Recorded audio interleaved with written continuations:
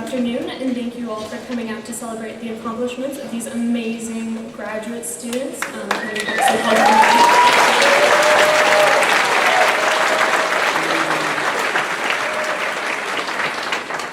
So my name is Maya Mason, and I am a junior in the environmental science program, and I was your AS senator in the past year.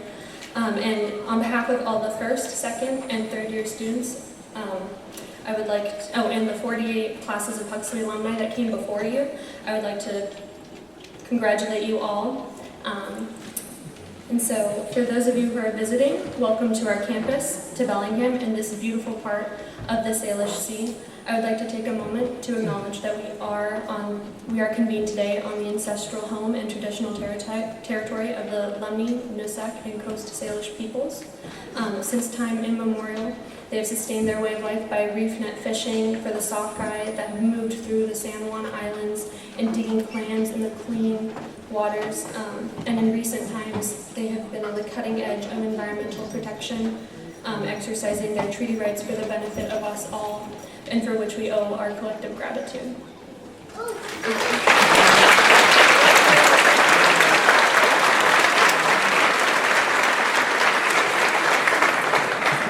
And so, a couple announcements before we begin. The images shown here are a mix of graduate photos and pictures taken by students in the various Huxley classes. And then as a reminder, we'll hope that you'll pick up a Huxley t-shirt or a sweatshirt before you leave today, as the proceeds from those sales help to fund this event in the future. And then with that, it is my honor to introduce our Dean, Steve Holhurst.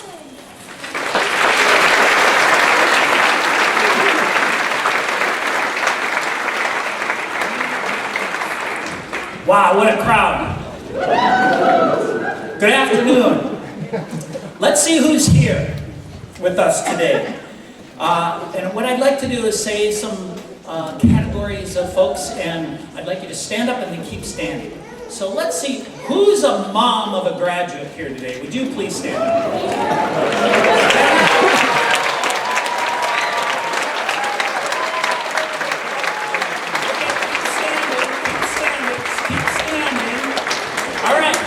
Dads, will you stand up too? Okay,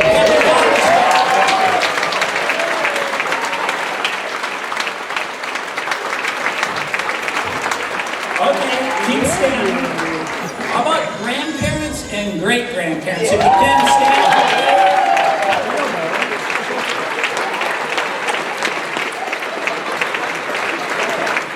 Okay, let's keep going. How about all the spouses? Spouses stand up. All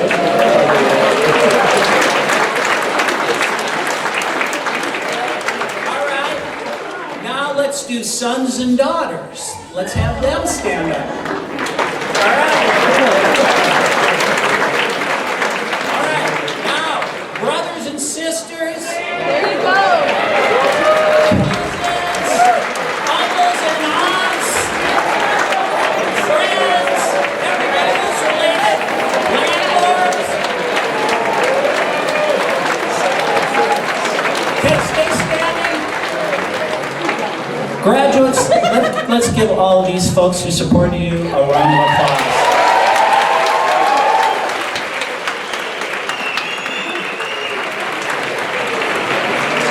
You may be seated. Okay, now let's do another one. Who is a Western alum? If you'd stand as you're able, please.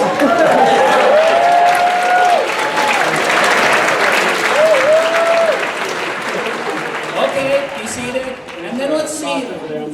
Let's please stand if you're a Huxley alum. Any of those in the audience?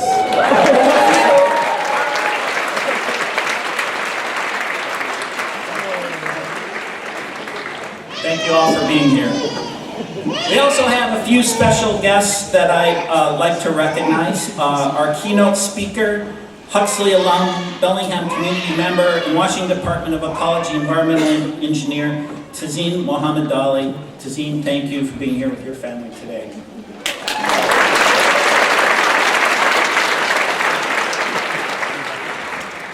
And we have one emeritus faculty member here who started at Western in 1961 and retired in 2014.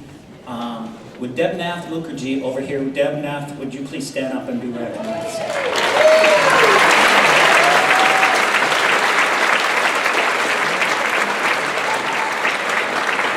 We're going to give out an award later to outstanding faculty member on an award's named after Deb Nath. You'll see that later. Okay. The other group with us is our remarkable group of faculty and staff. Huxley is special not only for our mission to educate the next generation of environmental leaders and problem solvers, but also because of this amazing and talented and dedicated group of people. So would all of the faculty and staff in the college please stand? Let's give them all a round of applause.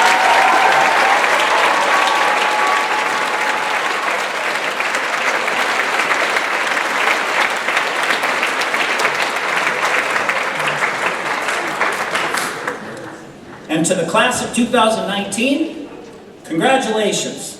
This year's graduating class is a record 380 strong, by far our biggest class ever.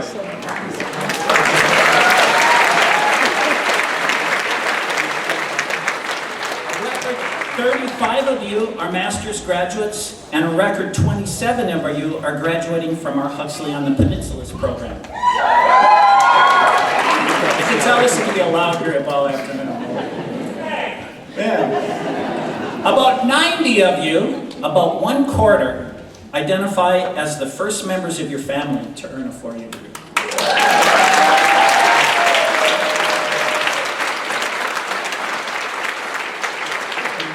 You hail from 20-some states, from California to Massachusetts, and from Alaska to Florida.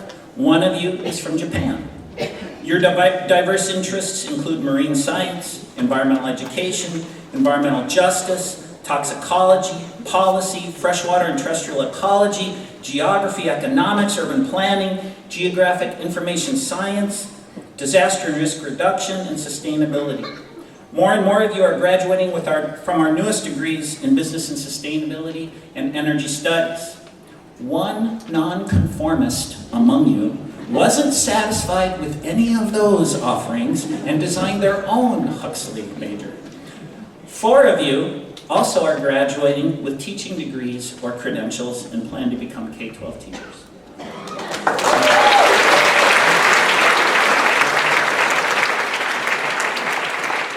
And at least one of you is a veteran completing your degree after military service. Thank you.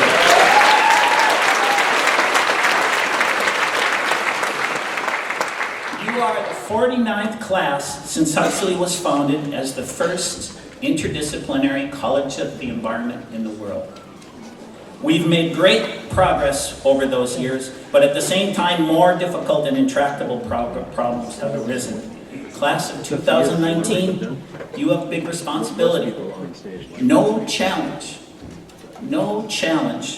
poses a greater threat to the future generations than climate change. No matter what you do in your careers, climate change will be part of that work. Thomas H. Huxley once said, "Learn what is true to do what is right." Learn what is true to do what is right. These words mean more today than ever. You are graduating at a time when not only is the planet heating up, but there is a full-fledged assault on truth, a disregard for reason, and the denial of scientific fact.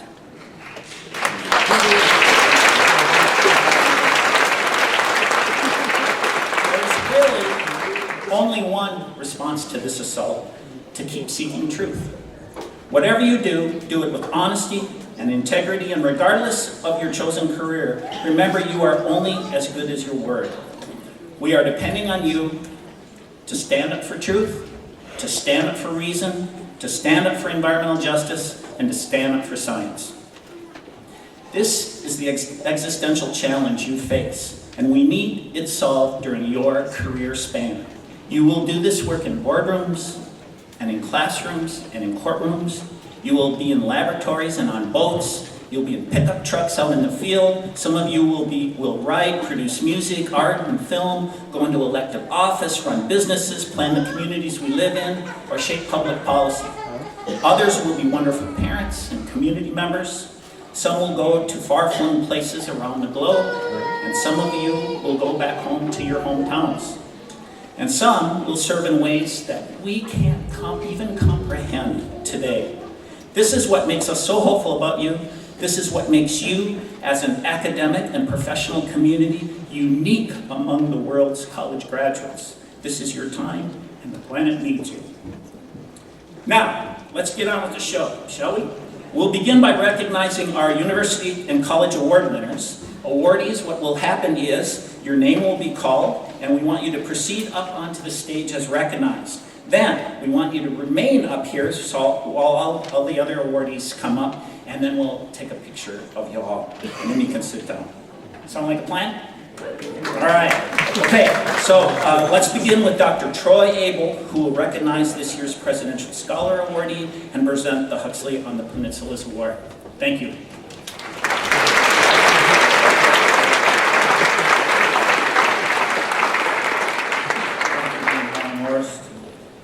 The Presidential Scholar Award is a highly prestigious university award presented to one student from each of Western's academic college. Those 7 recipients have achieved outstanding scholarly accomplishments, furthered multicultural activities, and served their peers, departments, or community during their years as a Western student.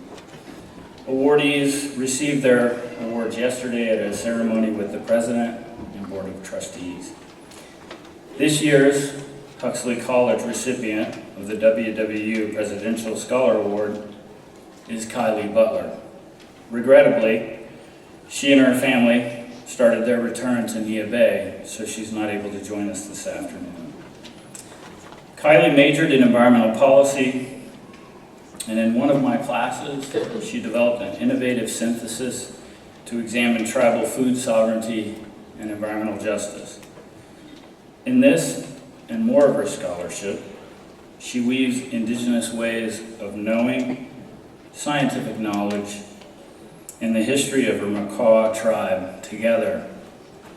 It is this intertwining of spirit, story, and science that can help heal our broken relationship with our earth.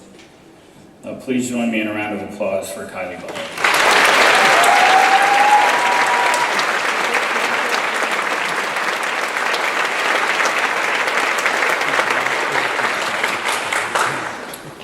Our next award recognizes the outstanding senior for our Huxley College on the Peninsula's program. This award is given to one student as determined by our program faculty. This year's recipient is Deborah Weinman. Unfortunately, she too is unable to join us. She's graduating with a Bachelor of Arts in Environmental Studies, a minor in Energy Studies, and a 4.0 GPA. She was recognized by the Peninsula's faculty and staff for her dedication to helping develop decarbonization strategies for Bainbridge Island, high-quality coursework, and her amazing intellectual curiosity. Let's give a round of applause to Deborah.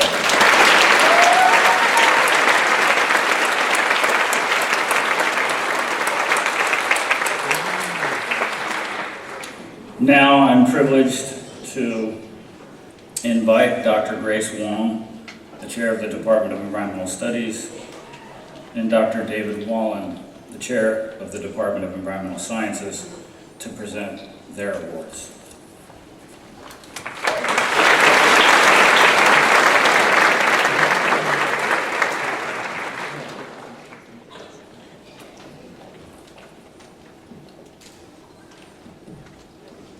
Welcome, everyone. The Departmental Outstanding Senior is a university award given to one student from each department based on criteria set by department faculty.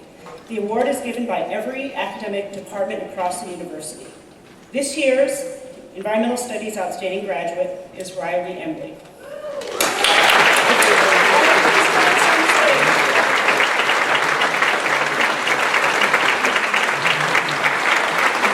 Riley is one of our inaugural AS Senators for Huxley Huxley College and has been instrumental in seeking ways to institutionalize equity, diversity, and inclusion in course curriculum and transparency and governance policies.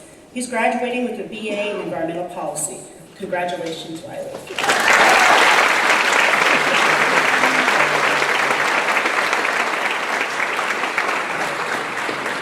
Our next award is the Departmental Outstanding Environmental Applications Experience Award. This Huxley College Award is given to one student in each department for excellence in planning, implementing, and reporting their thesis, senior project, or internship. This year's award goes to Gloria Baldwin. Gloria, would you please join us on the stage?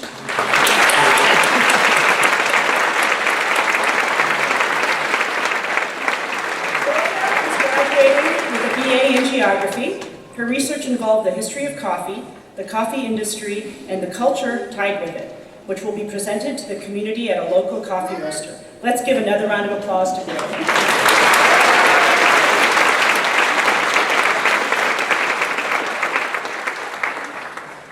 Our next award is the Departmental Community Service Award. This honor is given to one student in each department who has proven scholastic achievement and service to Huxley, Western, and the Bellingham community at large. This year's award goes to Isaiah Corbray. Please join me on stage.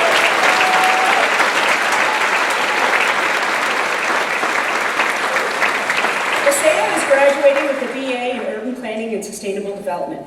She was recognized by faculty for her ongoing investment in the community engagement and development aspects of urban planning. In particular, throughout her service on the Huxley College Diversity and Community Affairs Committee and the university's Social Justice and Equity Committee, as well as her support to fellow students, her work is centered around addressing justice, equity, inclusion, and oppressive power dynamics on campus and throughout the Western Washington region. Congratulations, Isaiah.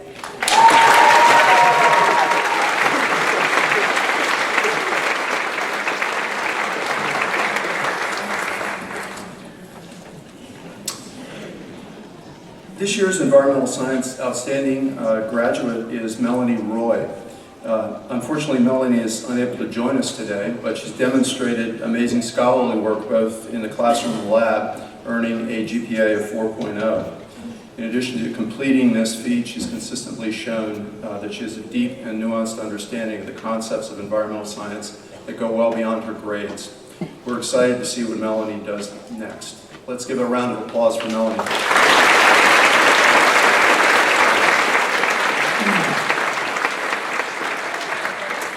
Our next award is the Departmental Outstanding Environmental Applications Experience Award. This year's award goes to Ethan Brown. Ethan, could you please come to the podium?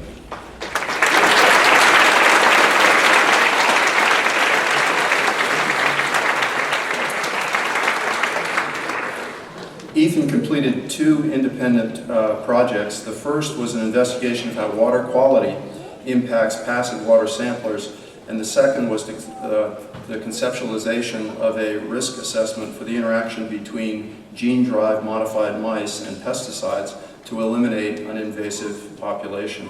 He presented his work at multiple conferences, received awards for the work, and he'll be continuing as a graduate student in the fall. We feel fortunate to have him with us.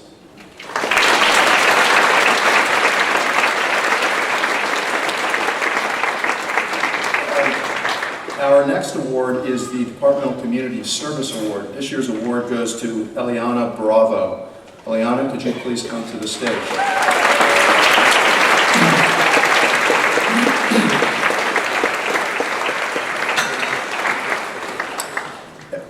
Eliana has been an active member of the college's diversity committee, several sustainability and justice fund grants, co-chairs the Native American Student Association, NASU, and is also an active member in the Society for Chicanos and Native American Students. She's a big part of the WWU powwow, which was held last month, and she was also on the advisory committee for the Tribal Liaison Office. On top of all this, she's been active in helping on research projects and mentoring younger students. Congratulations.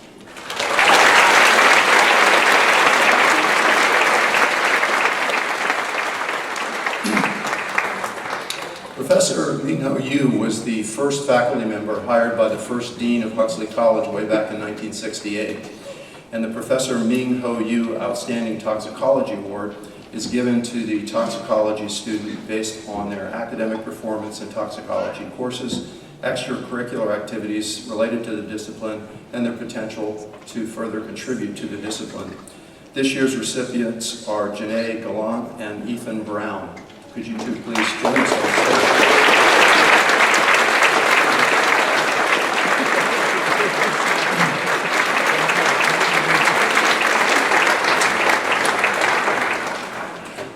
Janae and Ethan were recognized by the faculty for being outstanding undergraduate researchers.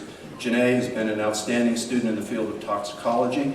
Not only did she excel in her courses with an overall GPA of 3.92, she's also been an important contributor to a project investigating how to reduce toxicity of lead in contaminated soils.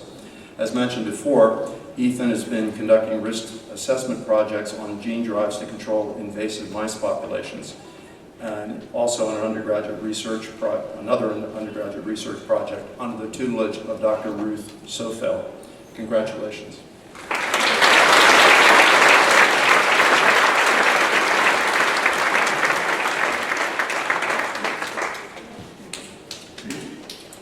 Hi again. So, as many of you may know, our college is named after the eminent English biologist Thomas Henry Huxley. One student each year is selected for the Thomas Henry Huxley Award and to be your student speaker for this celebration. This recipient demonstrated exceptional scholastic achievement and has been involved in the community, served Huxley College, and showed all-around excellence in interdisciplinary environmental studies. This year's award winner is Ethan Duvall. Ethan, would you please come to the podium?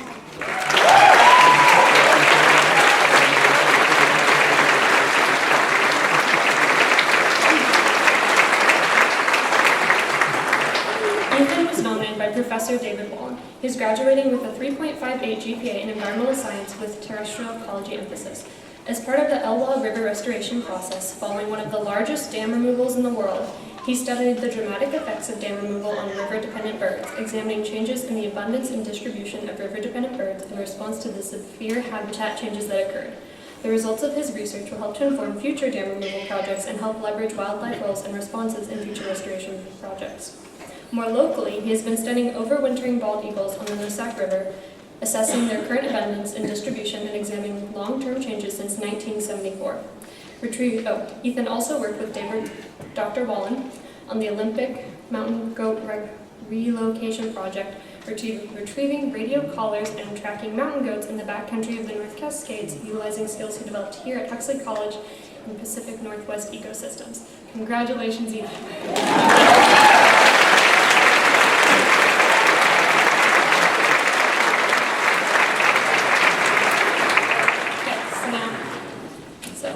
Beautiful photos will be taken in this moment. Smile, everyone. So, photos good? Yeah. Great. Oh, there's Dr. Yeah, okay. So let's give one more round of applause for these balloons.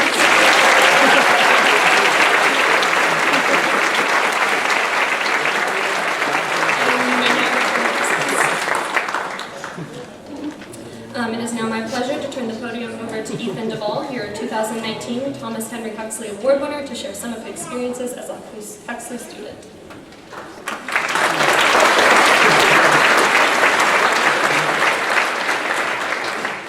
It's bright. It's really bright. Thank you, everybody. Speaking here is a huge honor for me that really extends to all the people who participated in my work and helped me through it. So I gotta say thank you to my friends, my professors, my family, my amazing grandparents and parents, Laura and Luke, I love you guys. Kaylin, I love you. Thank you for your support. It also would not be right for me to stand here without thanking and acknowledging my amazing mentor in science and in life, Dr. John McLaughlin.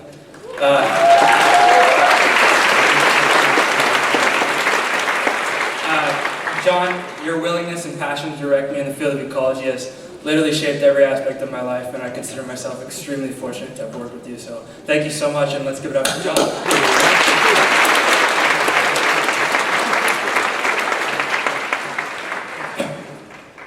So there's a lot of things I thought to talk about here today when I found out I was going to be speaking. My personal research, my inspirations and struggles, what it was like going through college, sharing a bunk bed with someone who snores viciously every single night. But I think the most important thing we can do together here as a community before we depart from this place is really assess what the future needs from us as we depart with our degrees. In response to the critical endangered status of our resident orca whales, our governor assembled a task force of elite scientists and other leaders to assess how we are going to save our beloved orcas from extinction. And although it is very clear what dramatic and immediate action is necessary if we are going to save the orcas, undamming the rivers, bringing back the Chinook, seizing all pollution, all vessel traffic, the task force's initial decision was that further studying would be conducted to inform the correct action. Although the assembly of the task force is a step in the right direction, and their initial recommendations are a step in the right direction, it hurts for us because we know that these immediate actions are not actually doing enough to save the species. Even though we have all the science telling us exactly what we need to do, that if we don't act now, we may never get the chance to act again, we continue to pretend like we are doing enough to help, making these small token efforts to issues that are going to take much more action. I know many of you are already educated about this issue with the orcas, but I bring up this example because it was something that really made me think. How often are we making token efforts to much larger and severe environmental issues, giving off the idea that we are doing something great, when really we are falling insufficiently short of our goals? One thing that I had found in my own life is that I had kind of settled with the idea that my lifestyle was actually pretty good for the environment, and that I wasn't to blame for a lot of the larger issues that we faced. I used a reusable bag at the grocery store. I turned off the lights in my house. I recycled whenever possible, and as an environmental science major, people had always told me that I was part of the solution, and that the world needed more people like me. And although these were good things, as I spent more and more time analyzing the drivers of these environmental issues, our harmful, ignorant, consumer-based lifestyles, I began to realize that I was far from being the person that the world needed from me. When it came to stepping up and making sacrifices for the environment that were less easy, I constantly made excuses. I blamed our society for the way that it functioned, and I blamed the government for not controlling society. And I was constantly angry about the way that things were. Yet, as part of this society, I fit right into all the issues. My garbage can still filled up each week. I still ate meat, I took long showers, drove my car a few blocks when I didn't want to drive or I didn't want to ride my bike. I was still going to the store and filling up my non-plastic reusable grocery bag with items wrapped in plastic. I was a mass consumer. I had all the clothes I wanted, all the outdoor gear I wanted, all the luxuries you would expect in a first world society. And what I realized was I was essentially making these small token efforts in my personal life to try and reduce my impact.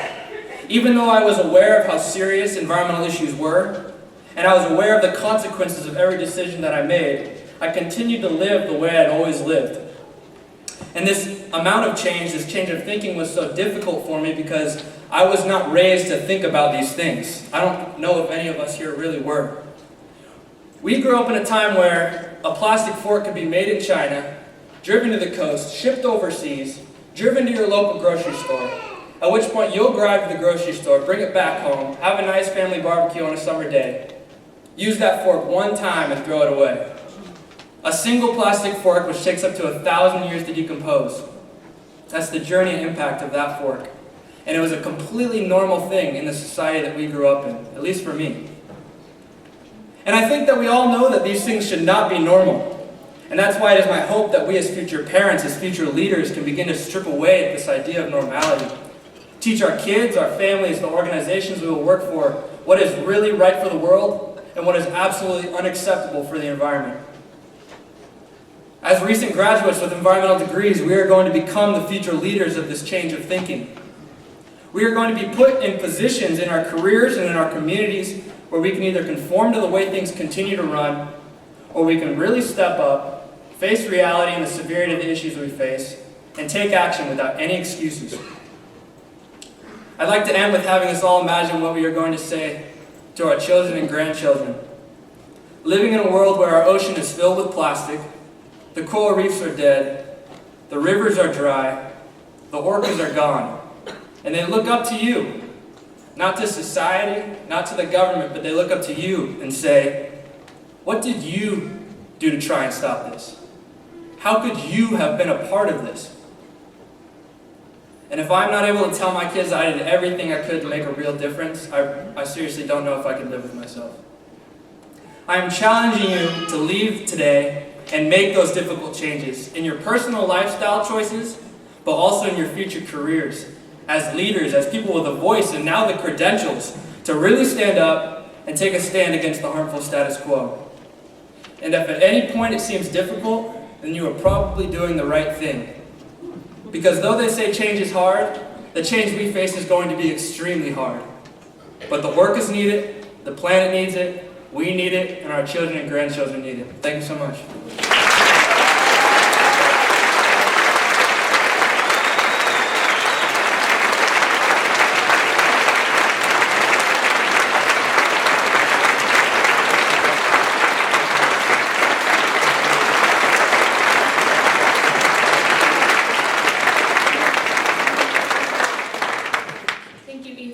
Wonderful speech reminding us why we all became Huxley leaders.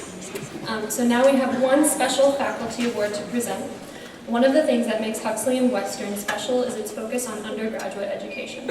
In support of this, a few years ago, the Devnath Mukherjee Award for Excellence in Teaching was created in honor of his 50-plus years as a geography faculty member. He's sitting right over there. I believe you could wave for us. Thank you.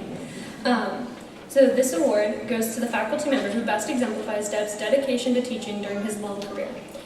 This year, the award goes to Dr. Jim Helfield.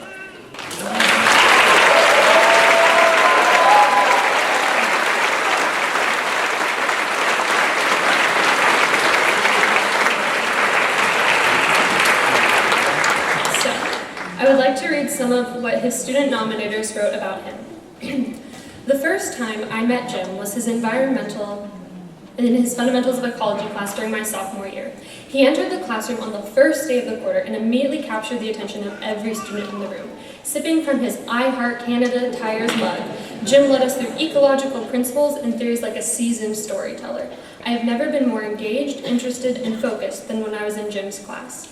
Jim is not afraid to hold his students to high expectations, and yet he recognizes that we all balance a heavy load of work, school, and life. He is lenient about assignment due dates and accommodates our busy schedules. However, because he commands so much respect, all of his students are motivated to learn and work hard to meet his expectations. Another one. Because his lectures are so engaging, I have never met a student who would be willing to miss a single day of his classes. He cares about his students, and it's clear that he wants to make sure his classes provide the best learning experience for them. That's why I think he's an amazing candidate for the Devnath Mukherjee Excellence in Teaching Award. Congratulations, Jim.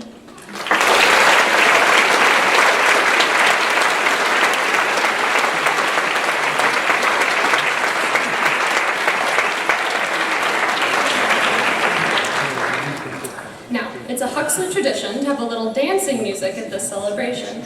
And so this year we have Jim Jackson and friends joining us. This band includes Huxley's Eastside Master's graduate student Colin Schmidt, who along with all of you is graduating this quarter. So here are Jim Jackson and friends.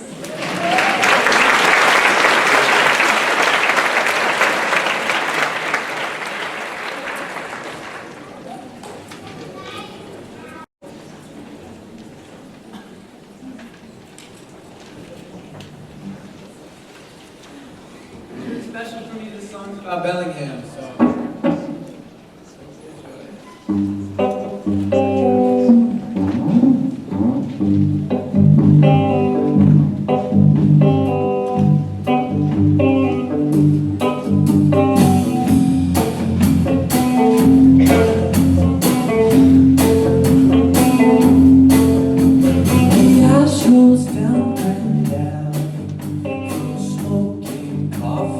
Drinkers, while words roll out the mouths of like-minded thinkers on Magnolia,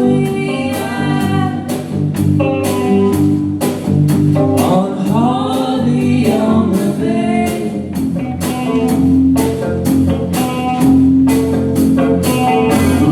Are you feeling subdued?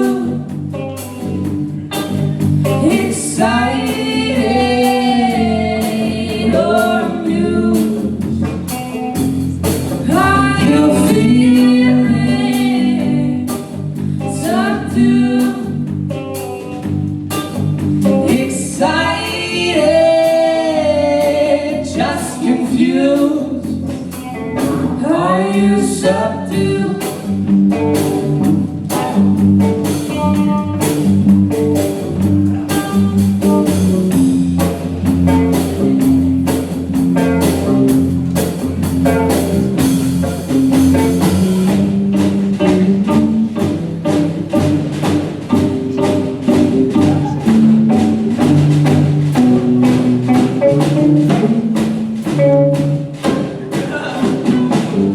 Morning market stalls, the craftsmen share their splendor. Wild shadow fills the air. Days to remember, evenings hopping bars. Same buskers line the road, chasing, shooting the stars. Nights spent at the cold. Are you feeling subdued, excited, or amused? Are you feeling subdued, feeling excited, just confused? Are you subdued?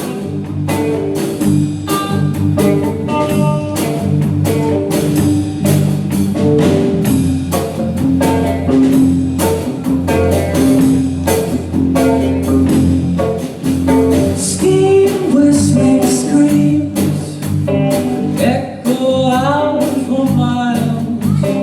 Heralds bright with pride, the open minds are styled. Let it mark our mind. Home for the wild.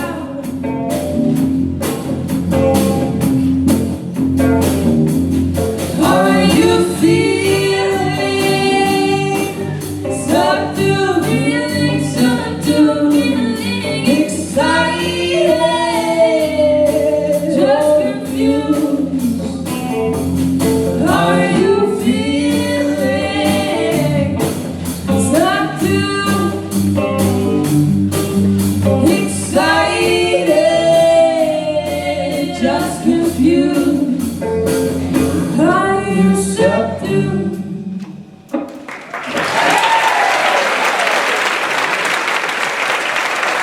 We don't know if it's aimed for this next song, but we like it, and yeah, don't take it too seriously. Anyone want to dance? Anyone? You're all sitting down. Claire wants to dance. Liam, where's Liam? Don't be shy.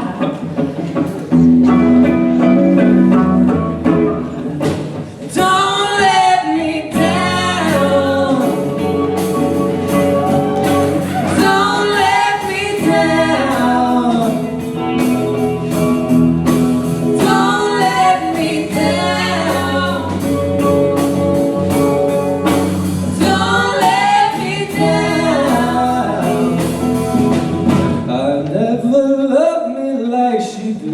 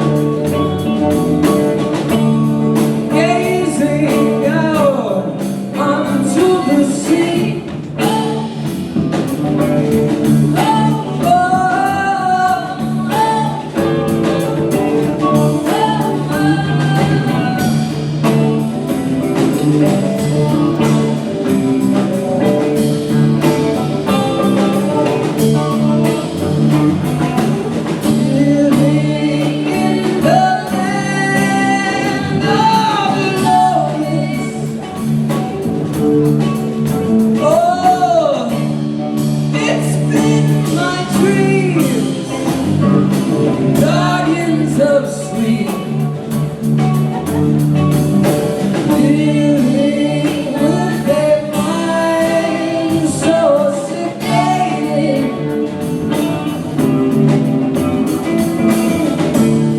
dreaming of waking dreams of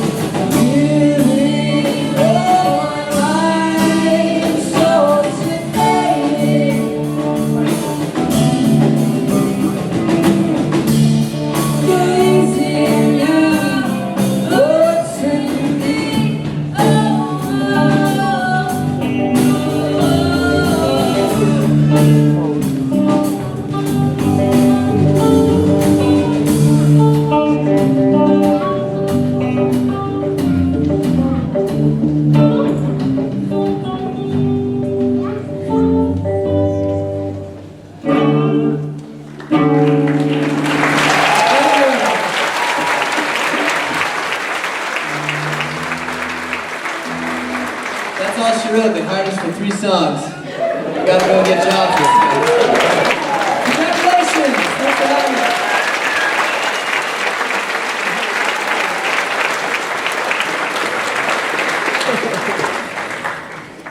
Let's give one more round of applause to Colin Schmidt Isbay and Jim Jackson and Dice.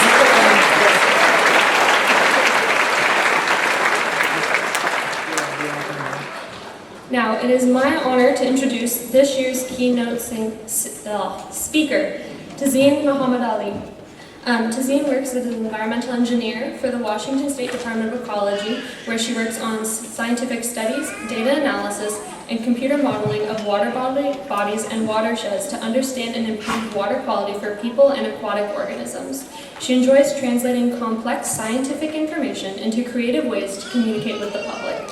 She's a Huxley alum who graduated with a BS in environmental science in 2006 and then went on to pursue a master's degree in environmental engineering from Stanford University. She has traveled to over 20 countries during her childhood, but is now proud to call Bellingham home. She lives here with her husband and 2 young daughters of 3 and 6, that's their age, who are with us today.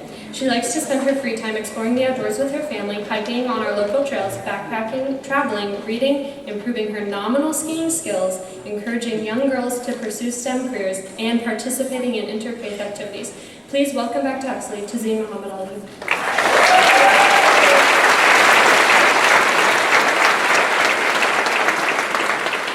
I asked T for a stool, but I think he forgot. So hopefully you can see me. Good afternoon, graduates, family members, mentors, and Huxley faculty and staff. Today, we get to celebrate Huxley's graduating class of 2019. Wow. Congratulations, graduates. We are here to recognize the culmination of your time here, your years of hard work, scholarship, research, and academic pursuits. I was sitting in one of your chairs 13 years ago when I graduated from Huxley with my bachelor's in environmental science. And while I had a number of dreamy thoughts and ideas in my head at the time, I honestly never envisioned that I would be standing here delivering the keynote speech to a new cohort of Huxley graduates. I was floored when I received the invitation to be today's keynote speaker, and I want to start by thanking Dean Hollenhurst and the rest of the Huxley graduation planning team for entrusting me with this honor. To the parents, grandparents, siblings, other family members, and mentors in the room, I am sure you are proud of your graduate, but I also want you to take a moment to recognize the role you played in their journey, whether you provided moral support, financial support, or simply gave these graduates the freedom to discover their passion or the motivation to pursue them. Thank you. Graduation is also a time to recognize Huxley's phenomenal faculty and staff that continue to inspire and educate a new cohort of environmental stewards. Huxley's vision is to train students for creative, fulfilling careers in a changing world and to prepare them to be interdisciplinary problem solvers. This vision statement, however, does not include what I think Huxley faculty do best. They bring their passion and enthusiasm with them to class, and through the law of osmosis, they inspire the students they're tasked to train. Before I share a little bit about my journey and offer some words of advice, I would like to share a few anecdotes about specific faculty members that I crossed paths with during my time at Huxley. First, David Shull. He brought his larger-than-life enthusiasm into the classroom every day, and I'm still not convinced that his abundant energy follows the laws of energy conservation. Michael Medler would brighten up the dark, dank spatial analysis lab located in the basement of Arntzen Hall by inserting candid and humorous stories into his lectures, often impersonating different characters. Peter Homan, now retired, he had a calm and compassionate demeanor, and I'm not sure if anyone else could deliver lectures about biogeochemistry and nutrient cycling with such elegance. John Ribzik, I remember spending several evenings artistically arranging dried wetland plants for his scientific art show as part of his wetland ecology lab. Once I consulted him on a dilemma. I really wanted to take his wetlands for wastewater treatment class, but it was at the same time as a GIS course I was considering. He said, Tazeen, do you know what GIS stands for? Guaranteed income source. And he was right. My GIS skills definitely helped me get my first job. Last but not least, Ruth Sofield. It was in one of her classes that I realized how beautifully math and environmental science could intersect, which got me on my path to pursue a master's degree and career in environmental engineering.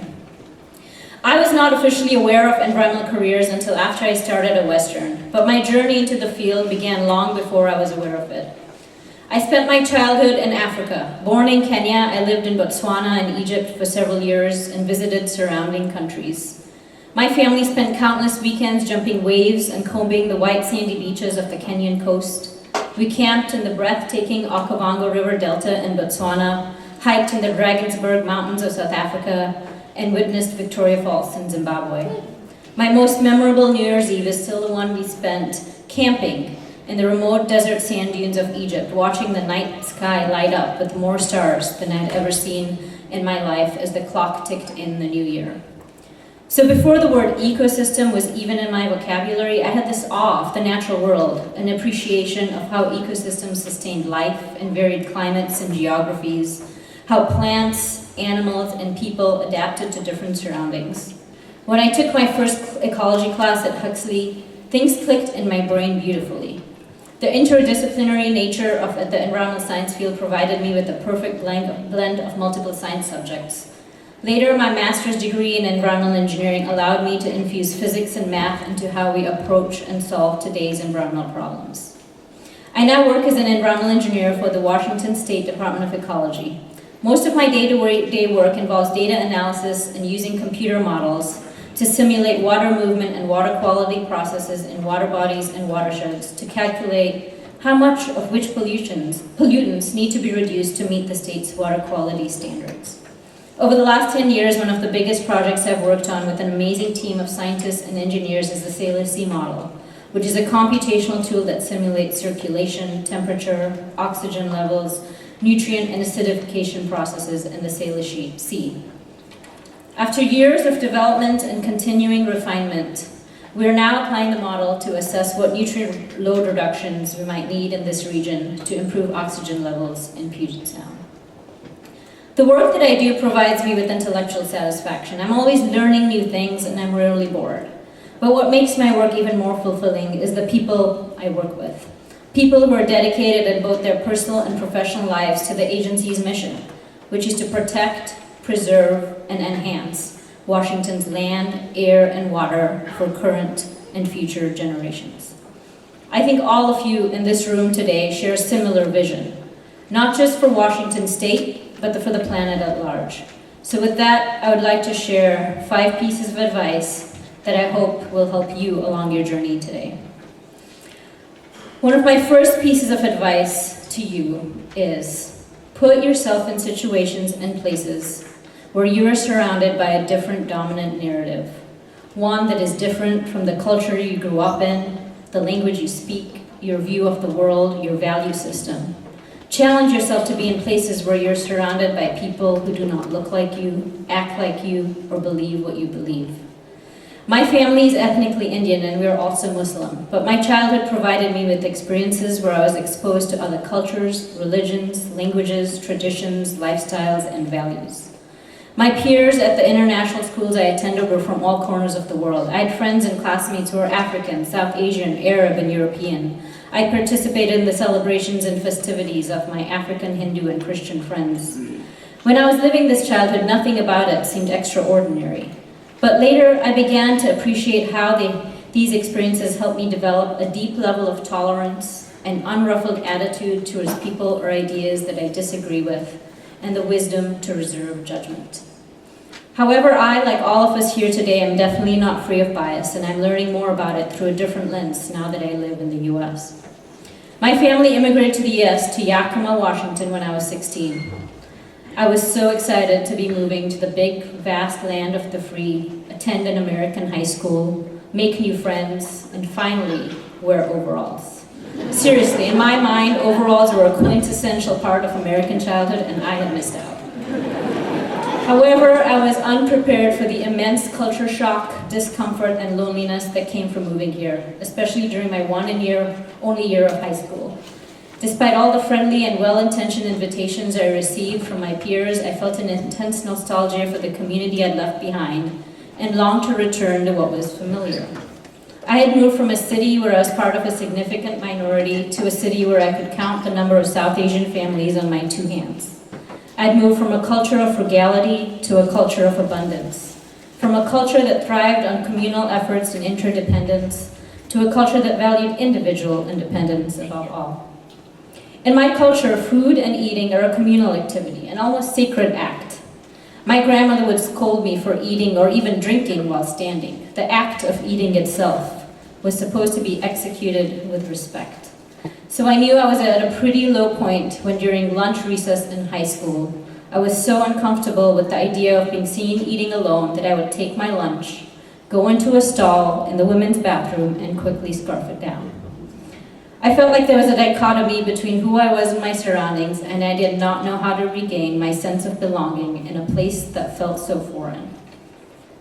The plus side to that discomfort was that over time it forced me to assess the parts of my identity I was proud of. It made me realize I did not have to fully conform with the culture and narrative that surrounded me in order to appreciate where I was, build relationships, and take advantage of the opportunities that awaited me. Slowly, I found a way of remaining authentic and true to myself, while also finding a way of belonging. So to come back to my first piece of advice, let yourself be uncomfortable. And while you sit in that discomfort, observe, listen, reserve judgment, and trust that your discomfort will contribute to your personal growth and help you develop tolerance and compassion without having to compromise the things you care most about. My second piece of advice is recognize your privilege and practice humility.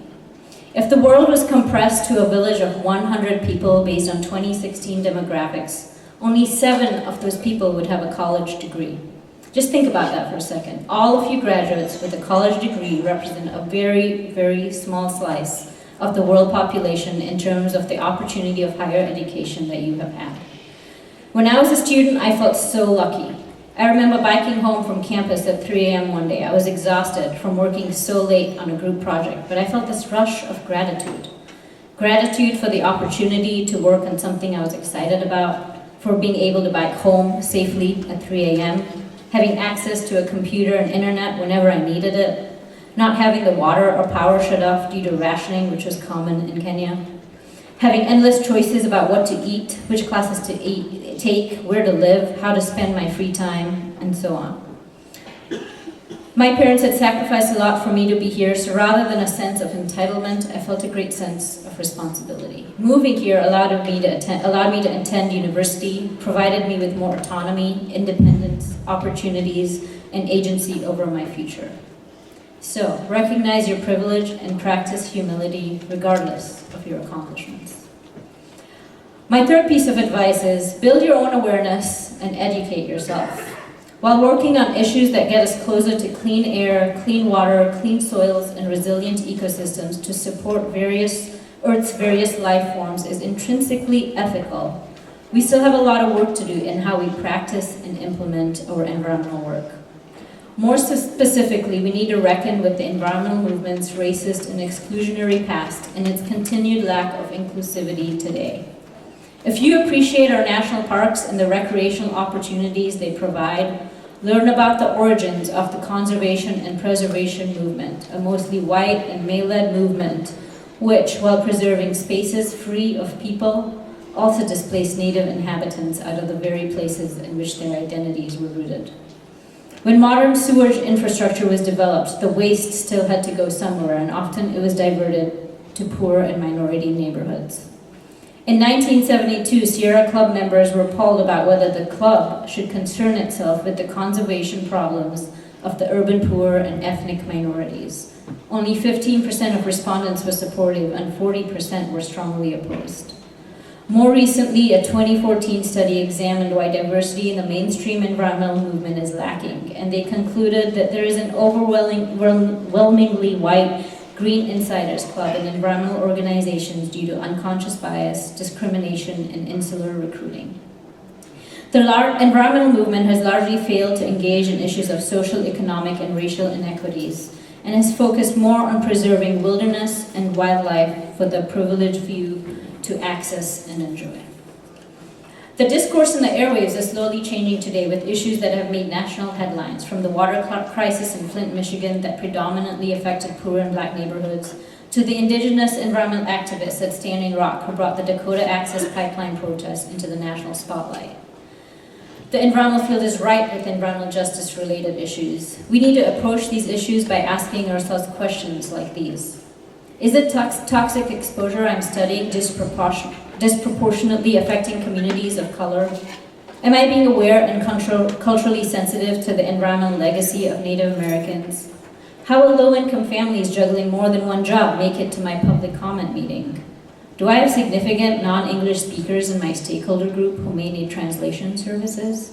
Will my fancy new environmental solution equally benefit marginalized groups? Addressing these types of questions will help you become an environmental justice advocate within the organizations you end up working for. Along with that, I want to commend Huxley for their freshly minted environmental justice minor and for adopting a diversity initiative in 2015.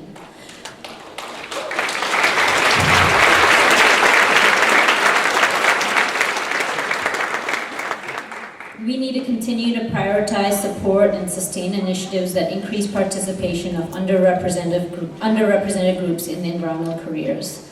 This will bring unique perspectives and diverse voices towards building not just environmental change, but equitable, inclusive, and transformative environmental change. My fourth piece of advice is continue learning with determination and embrace failure. If there is anything I can guarantee, it is this: your pursuit of education and knowledge does not end today.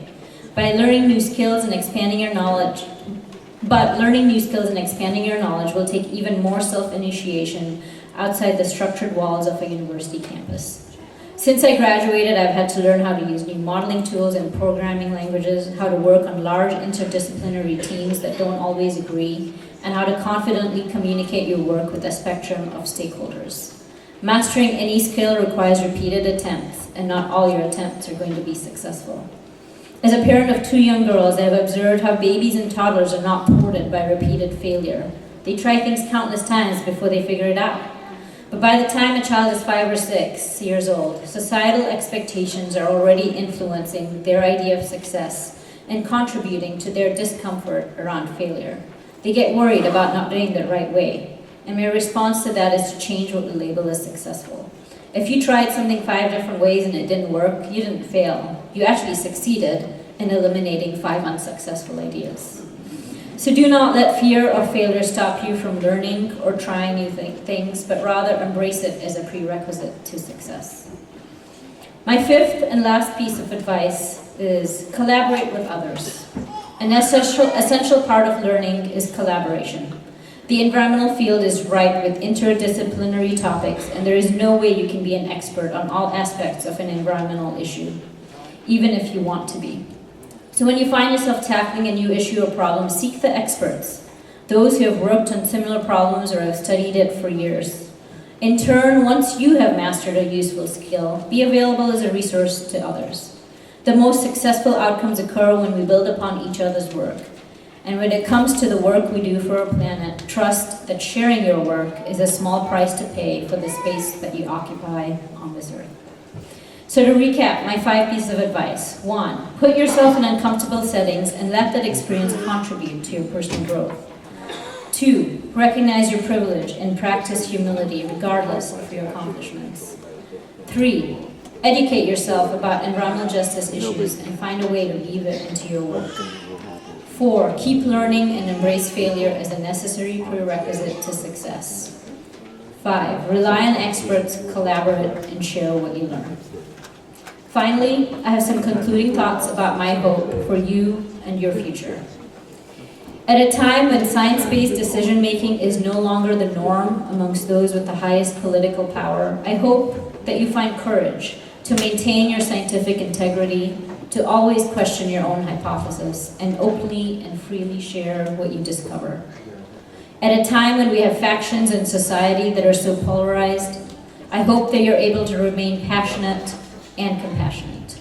Uphold your ethics, stay true to yourself, speak out when you see injustice, and as I heard someone recently say, elevate the voices of those who are not voiceless, but who remain unheard. At a time when we have a whole host of looming environmental threats, I hope that you continue to find hope. Hope in yourself, hope in others, hope in innovation, hope in the power of activism, hope in the cumulative effect of small but bold actions, and hope in the ability to affect change. And lastly, to close, I would like to offer you these wise words from the Talmud, one of the central texts of Judaism. Do not be daunted by the enormity of the world's grief. Do justly now. Love mercy now. Walk humbly now. You are not obligated to complete the work, but neither are you free to abandon it. Thank you.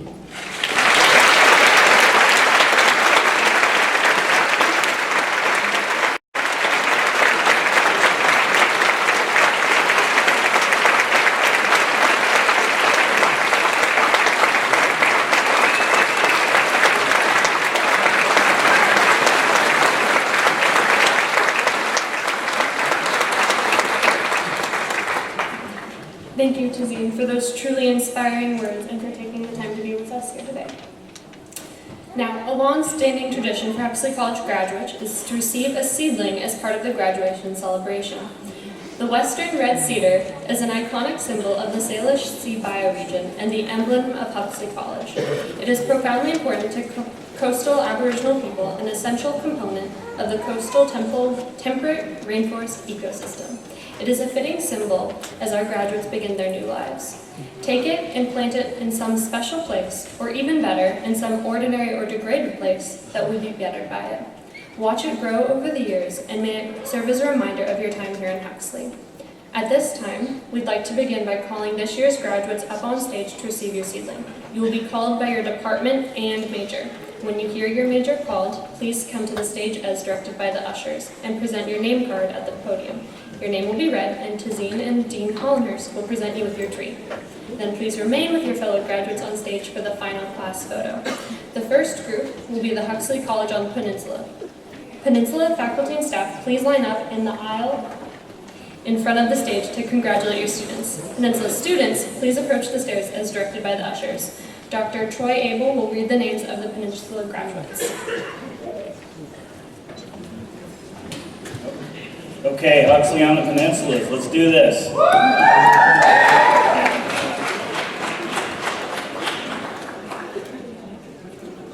Jacob Carlson, congratulations. Elena Fisk. Tasha Smith. Skylar Wood. Charles Kleinwald. Holly Walter. Jordan Stoker. Corey Osterhus. And finally, Lincoln Coffin. Congratulations.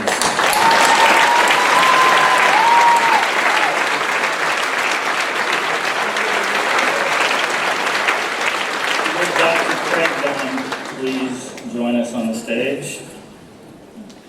You can call the business and sustainability graduates.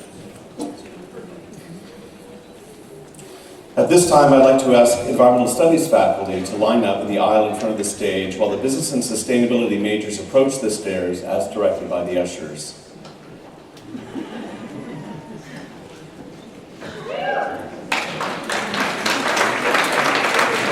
The Business and Sustainability degree is a joint program of the Department of Management in the College of Business and Economics and the Department of Environmental Studies in Huxley. It's designed based on a very simple value proposition that we should replace the imperative of shareholder wealth maximization with that of sustainable value creation. With 14 graduates this quarter, a few here representing them, the total alumni count since the inception of the program, just a few years ago now, has this quarter eclipsed 100 graduates, as of this spring now standing at 107. Will the graduates please come forward?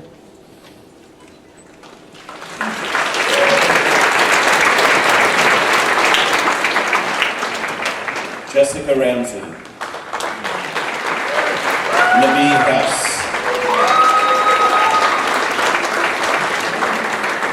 now Grace Wong will invite the Environmental Studies graduates to the platform.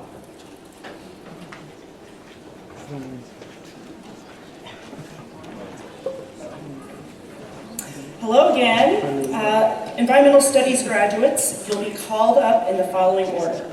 Master students in both the MA in Environmental Studies and the MED in Environmental Ed. Then the undergraduate emphases in Environmental Economics, Environmental Education, Geography, Urban Planning and Sustainable Development, Environmental Policy, and finally General Environmental Studies majors. Please gather at the stage stairs when you hear your major call.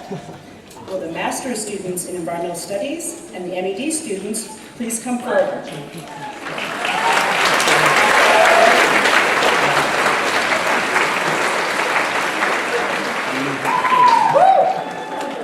Sarah Kellogg.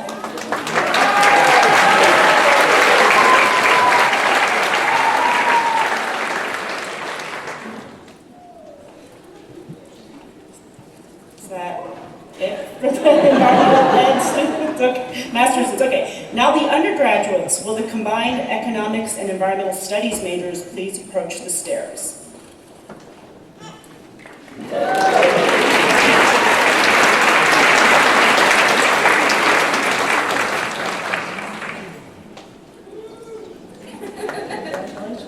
May Kent.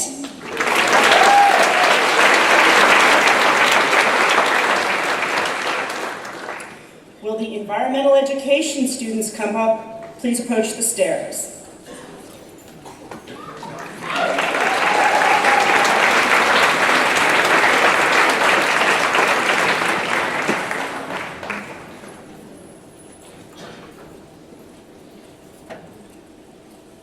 Molly Reitz.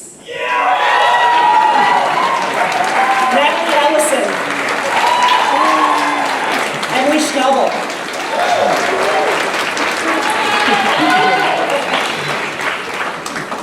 the geography majors please approach the stairs?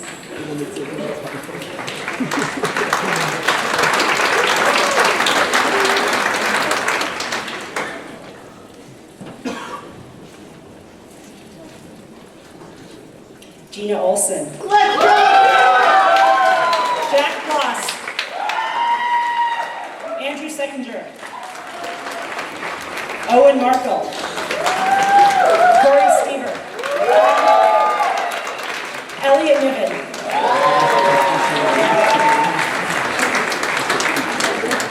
Will the urban planning and sustainable development majors please approach the stairs?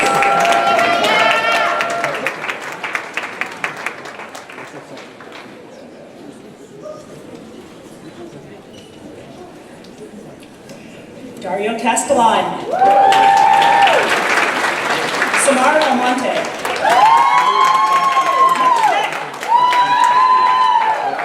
Brandon Noakes. Andrew Kaminsky. Ryan Kirk. Allison Tompkins. Liam Collum. Maya Lewis. Marie Blue.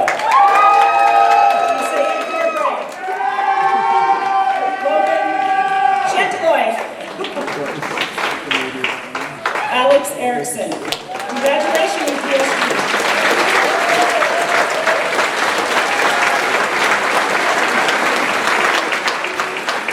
Environmental policy majors, please approach the stairs. Whoop, whoop.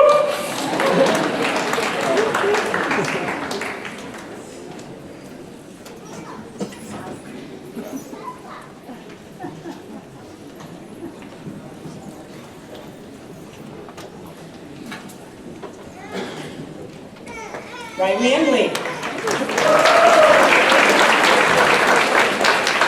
Jenny Condi. Amanda Heaviman. North Joffy Nielsen. Claire Manning. Destiny Dunbar. Marco Lopez.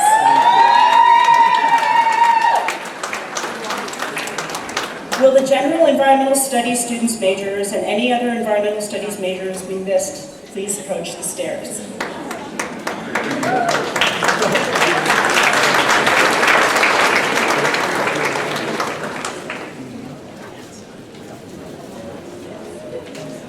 Michael Hitchner. Alexander Frederick. Hannah Cracker.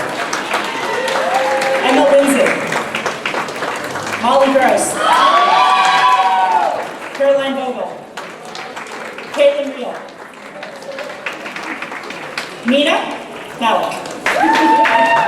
Olivia Strickland. Hannah Karras.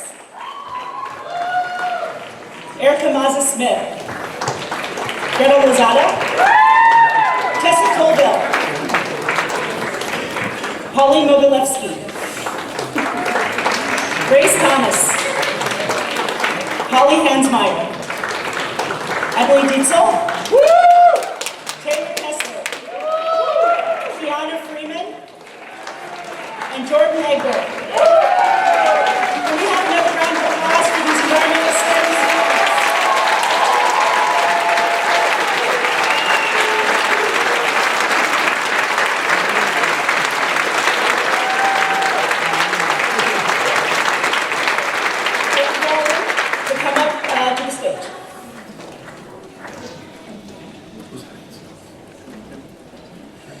At this time, I'd like to ask the environmental sciences faculty and staff to gather here on the aisle in front of us to greet our students as they come up. And the environmental science graduates, you'll be called up in the following order. First, the master's students in environmental sciences and marine and estuarine sciences, then the undergraduates in freshwater and terrestrial ecology, then marine sciences, toxicology, and finally the general environmental sciences major. As many of you know, environmental sciences has undergone considerable growth in recent years, and we are now the largest science department, STEM department on campus. For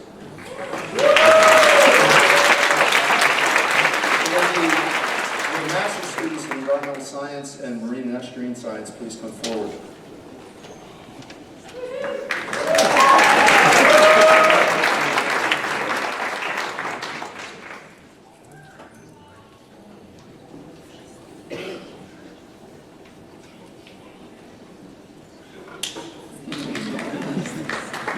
Claire Wally.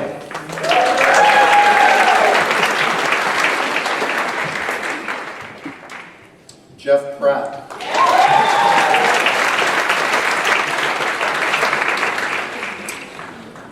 Will the undergraduates in freshwater and terrestrial ecology please come forward?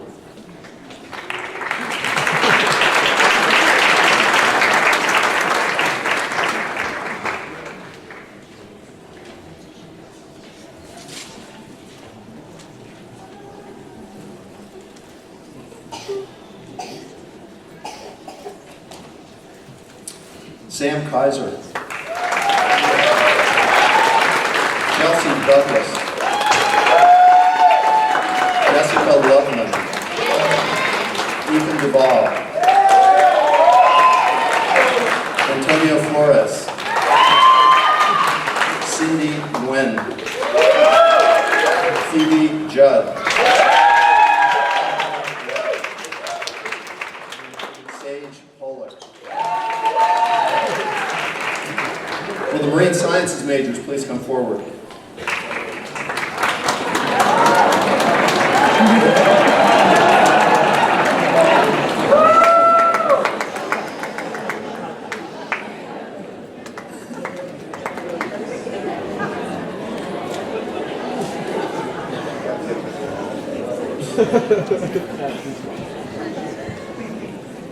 Spencer Oakes. Olivia Latimer.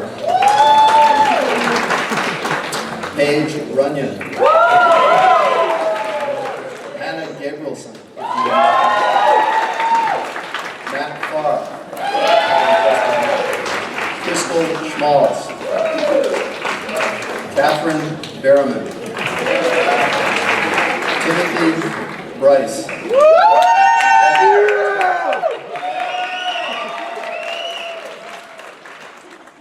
Will the toxicology majors please come forward?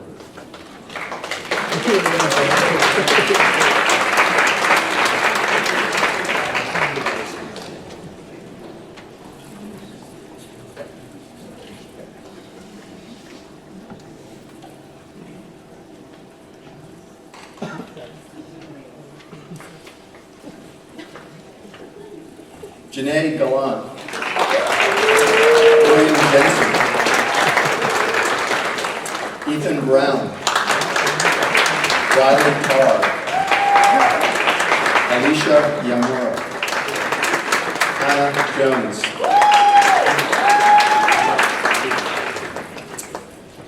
Will the general environmental sciences majors and any other majors that we've missed please come forward?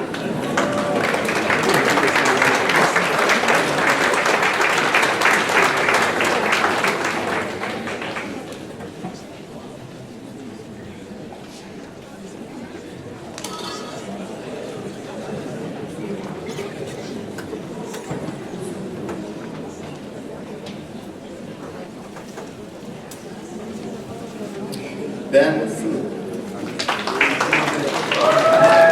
Jasper Paisman. Nicole Lyons.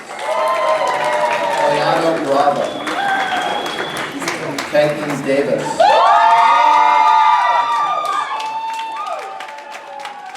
Graham Rickerson. Maggie Baker. Aurora Watts.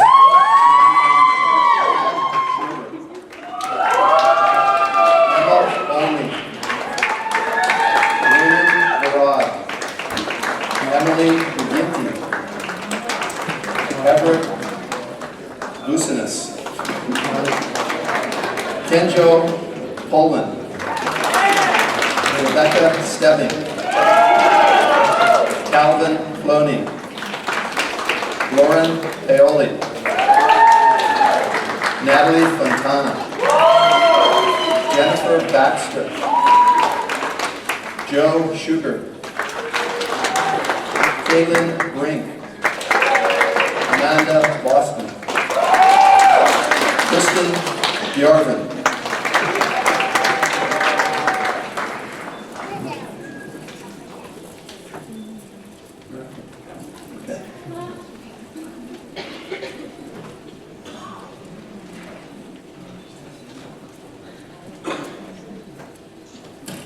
Okay, I'll catch up with y'all. All right, did we miss anybody? Really? Last chance. All right, so what we're going to do now is take the official 2019 class photo. So graduates, what I'm going to ask you to do is move forward. For some of you to sit with your legs dangling out in front, a group maybe sitting or kneeling behind them. Lose the entire stage, go in front of this thing and array yourself so that you can see Charlie Barton up there with the camera who's going to take a picture of you. All right? So let's everybody move forward. Be careful.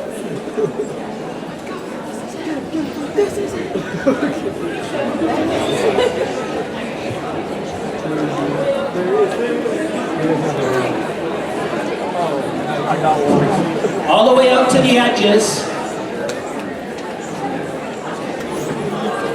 Some people kneeling in front here. There's more room on the sides over here. Come on over. All the way to the edges. Tall people seem to be self-sorting themselves to the back. That's good.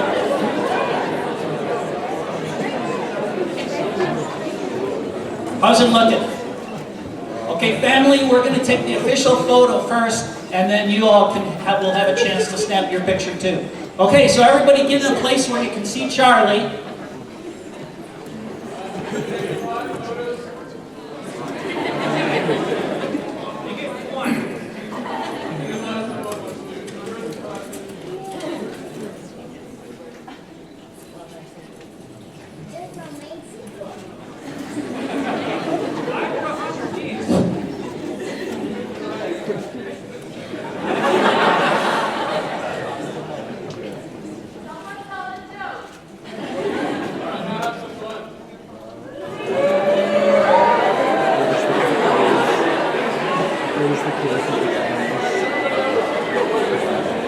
Okay, now family, friends, feel free to stand up, take pictures, snap away.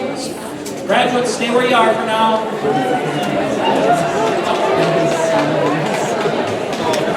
We'll also post this on Facebook, and we'll have a link there to a high-def version of the official photo.